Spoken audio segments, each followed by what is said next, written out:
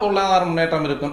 பொதுவாக பொருளாதார முன்னேற்றம், குடும்ப விருத்தி, தன விருத்தி, குழந்தைகள் விருத்தி, அதே மாதிரி உலகத்தில் தொழில் விருத்தி, மற்ற எல்லா மக்களுக்கான சுபிட்சம் அப்படின்றது வந்தாலுமே சில இடையூறுகள், அந்த சில இடையூறுகள் கனத்த இடையூறுகளாக கொடுக்கறதுக்கான வாய்ப்புகளையும் அந்த குருவாகப்பட்டவர் செய்கிறதுல அந்த பலனில் கடமை தவறாமல் செய்வார் அப்படின்றத உறுதியாக சொல்லலாம். அப்போ இந்த குருவாகப்பட்டவர் 12ஆம் இடத்தில் இருக்கக்கூடிய இடத்தை கெடுப்பார் அப்படின்றது.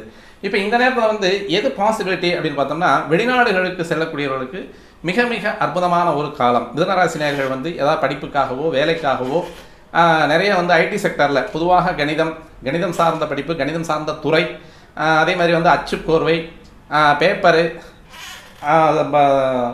ஊடகங்கள், மீடியாக்கள், இதுக்கெல்லாமே கொஞ்சம் சிரமத்தை கொடுக்கக்கூடிய குருவாக தான் இப்போ உட்கார்றார். இது 3ஆம் இடம் என்று சொல்லக்கூடியது எழுத்து, எண்ணம், செயல், அதே மாதிரி முயற்சி குறித்த செயல்பாடுகள்,